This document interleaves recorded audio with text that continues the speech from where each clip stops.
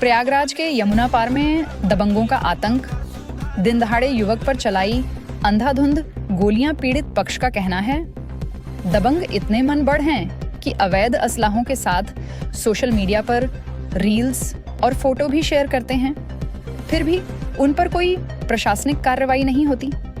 पीड़ित युवक के चाचा ने बताई, मैं सर्वेश कुमार तिवारी, पुत्र स्वर्गीय काशी प्रसाद तिवारी, निवासी ग्राम बेंदौ, थाना औद्योगिक क्षेत्र का रहने वाला हूँ।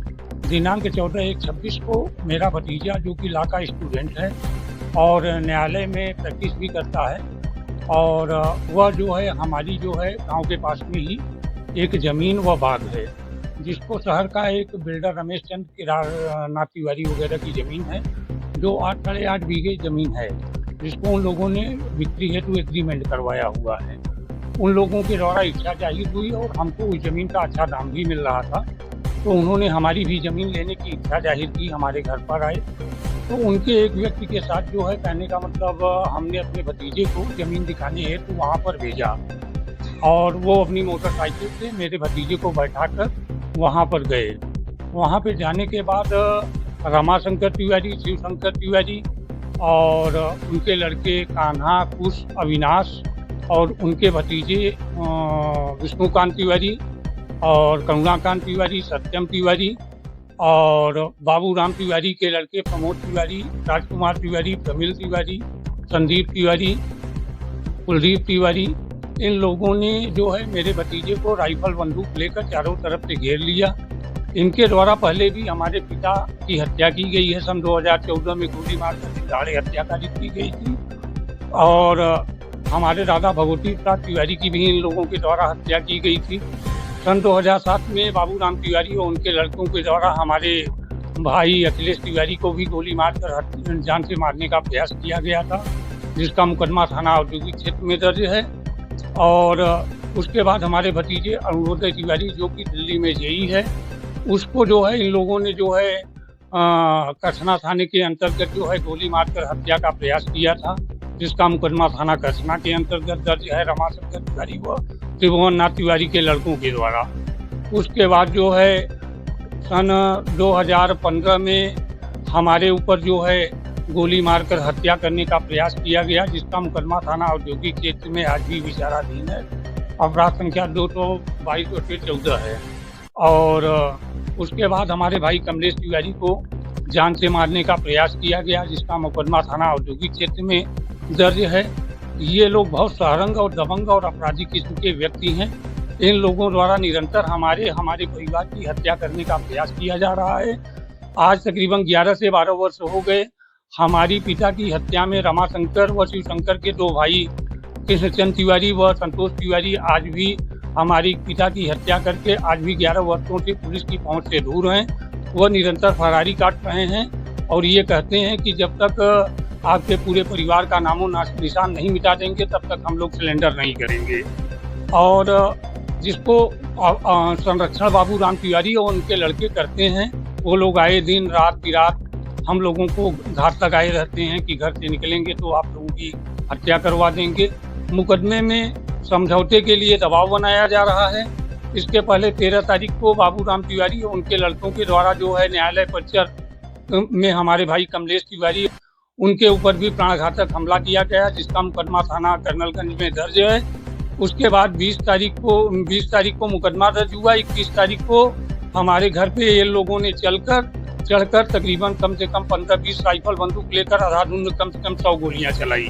हम लोग घर पर नहीं थे उस समय, गए थे शंकरगढ़। वहाँ पे हम लोगों को खबर हुई, हम लोग बैक वापस आए।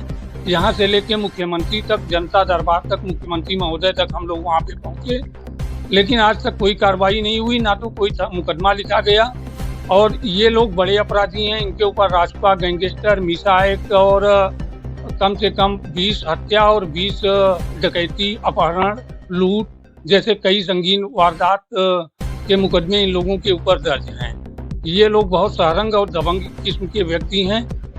मेरा जो है उच्च अधिकारियों से एक निवेदन है कि मैं एक हमारे अधिकारी हैं पुलिस विभाग में, अजय पाल शर्मा सर, मैं उनसे गया था, मिला था, तो उन्होंने मुझे आश्वासन दिया था और वो अच्छे अधिकारी हैं।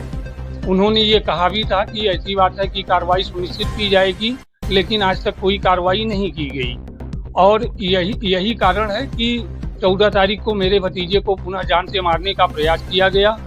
जब हमारे भाई उस समय लवायन घाट चट्टाना में हमारे एक रिश्तेदार की मृत्यु हो गई थी मस्किया में, और उस समय हमारे भाई राजेश तिवारी, कमलेश तिवारी जो है लवायन घाट पे मौजूद थे।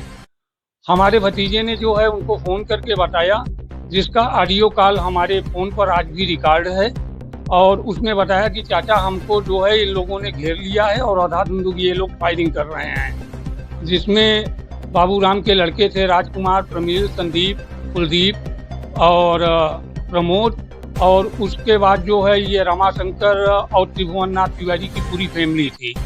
इन लोगों ने हमारे भतीजे को घेर कर गोली चलाने लगे, तो हमारे भाई ने हमारे पास फ़ोन किया। भतीजा छुपा हुआ था। जब मैं पहुंचा तो किसी तरीके से वो भागते हुए आया और मैंने गाड़ी मुड़ाया, और गाड़ी मुड़ाकर अपने भाई को, भतीजे को लेकर वहां से बचाकर मैं भागा, जिसका एप्लीकेशन मैंने थाना औद्योगिक क्षेत्र में जो है भिजवा दिया था, लेकिन आज तक कोई कार्रवाई इस पर सुनिश्चित नहीं हुई। उच्च अधिकारियों से मेरा यही निवेदन है कि ऐसे संवेदनशील अपराधियों के खिलाफ कठोर कानूनी कार्रवाई सुनिश्चित की जाए, नहीं तो हमारे परिवार और हम लोगों की हत्या कर दी जाएगी।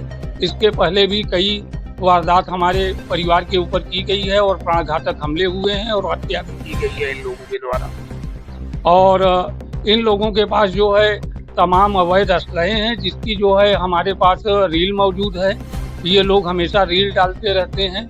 एक डबल बैरल, एक राइफल लेकर ये लोग अक्सर नाजायज, इन लोगों के पास कोई शस्त्र लाइसेंस नहीं है, लेकिन उसके बावजूद भी क्षेत्र में ये लोग भय व्याप्त करने के लिए, हम लोगों को भयभीत रखने के लिए निरंतर असलहे लेकर जो है अम्बुश लगाए रहते हैं। हम लोगों को बोलते हैं कि घर से निकलोगे तो गोली मारकर हत्या कर देंगे।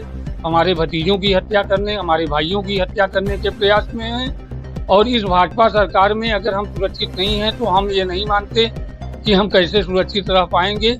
और इन लोगों के खिलाफ कोई कार्रवाई नहीं हो रही है, इसीलिए इन लोगों का निरंतर मनोबल बढ़ता हुआ चला जा रहा है। हमारी उच्च अधिकारियों से यही मेरा निवेदन है कि इन लोगों के ऊपर कठोर कानूनी कार्रवाई सुनिश्चित की जाए।